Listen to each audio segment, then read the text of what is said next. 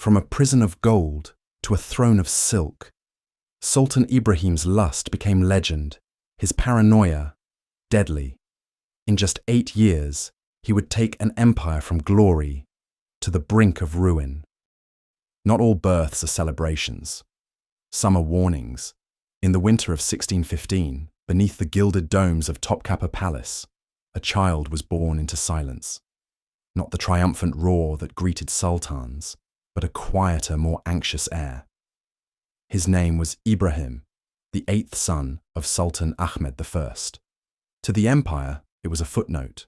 The boy was far down the line of succession, and in the Ottoman tradition, such children often lived short, dangerous lives. The dynasty had no patience for brotherhood, only survival.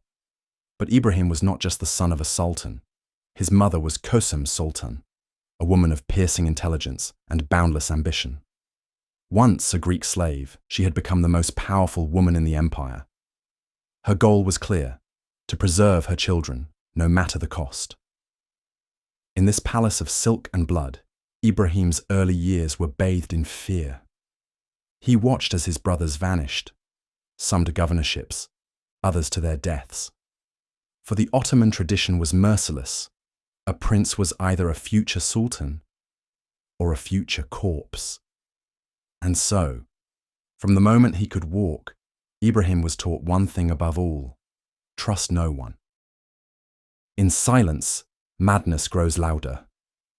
When Ibrahim was 8, his world changed forever. His eldest brother, Murad IV, became sultan. But young Murad, though only 11, was not a child in heart. He was a hawk raised among wolves, stern, suspicious, and brutal. Fearing the ambitions of his younger siblings, Murad reinstated the old practice of confining princes to the cafes, the infamous golden cage, lavish in comfort, deadly in isolation. Ibrahim, still a child, was locked away. For 17 years, he lived inside a shadowed chamber of the palace. He was surrounded by eunuchs, served by mute servants, and guarded not by walls, but by fear. Every creak of wood, every shuffle of slippered feet was a question: have they come for me? He knew the stories. He remembered his brothers, Bayezid and Suleiman, both executed under Murad's orders, and he understood the fate of those who dreamed of the throne. As the empire waged war and Murad IV reigned with iron blood, Ibrahim saw nothing of the world. He read no decrees. He held no sword. He received no visitors. Only shadows, only silence. And as the years passed, the silence began to change him. The mind, starved of sunlight and human connection, turned inward. Ibrahim developed obsessions, irrational fears, and unpredictable fits. His grip on reality began to warp. His fear became his only companion. When Murad died suddenly in 1640, likely from liver failure, those same silent feet came for Ibrahim once more. But now they brought not death, but the crown. He refused to leave the cage. He screamed. He clawed at the doors. "This is a trick," he sobbed. "They will kill me like the others." Only when the Grand Vizier, hand on the Quran, swore that Murad was dead and the throne was his, did Ibrahim emerge. And so, at age 25, Sultan Ibrahim, haunted, hollow, and afraid, took the Ottoman throne. The empire celebrated, but in the back rooms of power, a whisper passed from vizier to servant: the caged prince has lost his mind. He wore the crown, but others held the strings. When Sultan Ibrahim emerged from the cage, he blinked into a world he no longer recognized. He had been a boy when last he walked the palace corridors. Now he was a man, a sultan, and yet utterly unprepared to rule. The empire was vast, stretching from Hungary to Baghdad, from Cairo to Mecca. It was held together by blood, law, and fear. But Ibrahim ruled none of it, not truly. Kösem Sultan, his mother, wise, calculating, and revered, became the power behind the throne. She had long dreamt of this moment, her son crowned, her enemies gone, Now she ruled from behind a veil. Beside her stood the Grand Vizier, Kara Mustafa Pasha. He too understood the game. With a pliable sultan, they could stabilize the state, recover from Murad's brutal campaigns, and restore the economy. All they needed from Ibrahim was silence. And at first, they got it. Ibrahim showed no interest in governance. He signed decrees without reading them. He avoided councils. His days were spent surrounded by concubines, musicians, and astrologers. But in his detachment, something darker began to fester. He would erupt into uncontrollable rage at trivial matters, accusing servants of betrayal, demanding their torture. He obsessed over omens and dreams, believing they held divine messages. He grew paranoid, convinced that someone, somewhere, wished to kill him. His sexual appetite, sharpened by years of isolation, became ravenous. He demanded hundreds of concubines. Some were sent from across the empire: Georgian, Circassian, Venetian. He wanted women with golden hair, tall bodies, even women who resembled animals. One slave was reportedly drowned for refusing his advances. Another he called his she-wolf. He found comfort in the harem, but never peace. In 1643, he discovered a cache of imperial jewels Murad had hidden.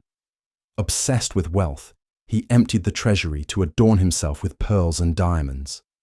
He would sometimes walk the palace in a jewel-studded fur coat, and little else, declaring himself the son of the empire. And still, Kösem watched. She saw what isolation had done. The cage had not protected him.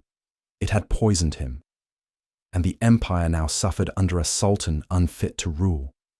But to depose a reigning sultan was no simple act.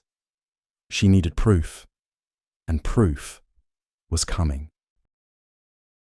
The empire could survive war, famine, even plague. But could it survive madness? In 1644, the Ottomans launched a campaign against the Venetians. A group of pirates had attacked an Ottoman convoy near Crete, killing a religious leader on pilgrimage.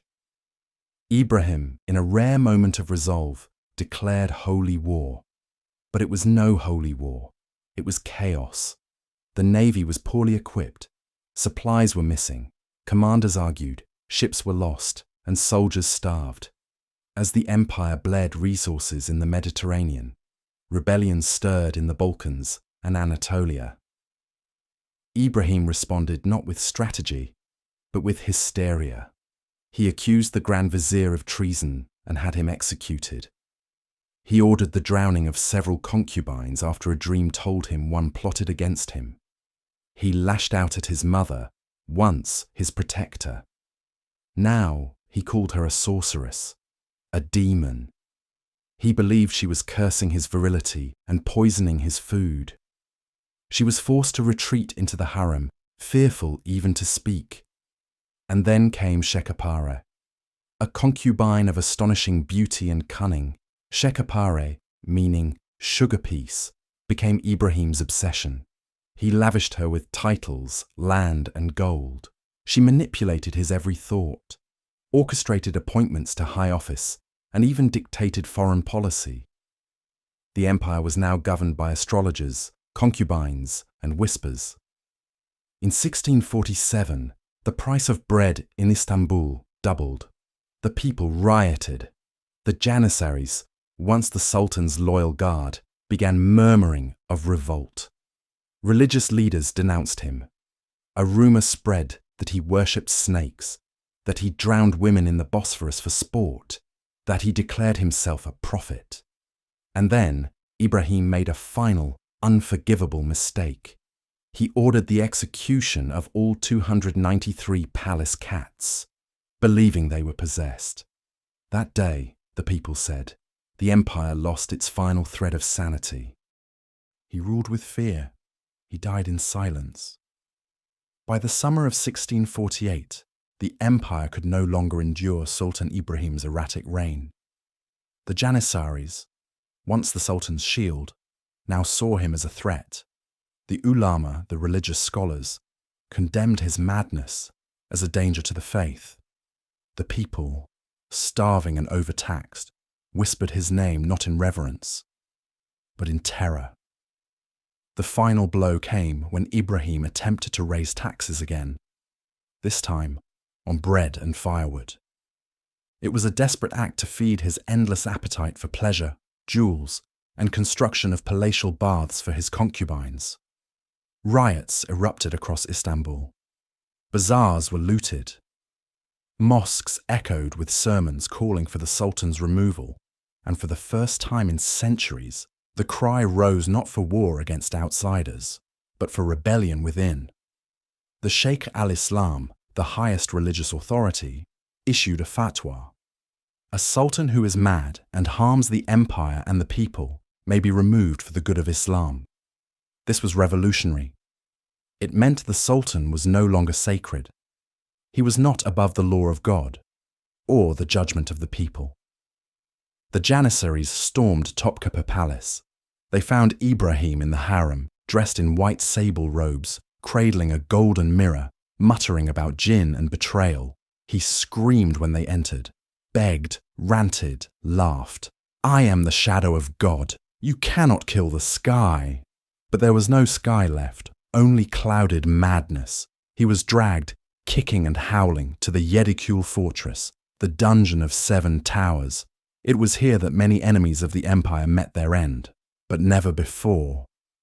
A sultan. For 10 days he sat in a damp cell, alone. No music, no incense, no gold, only stone, only silence. And then, on August 18th, 1648, the guards came. They did not bring a sword, they brought a bowstring.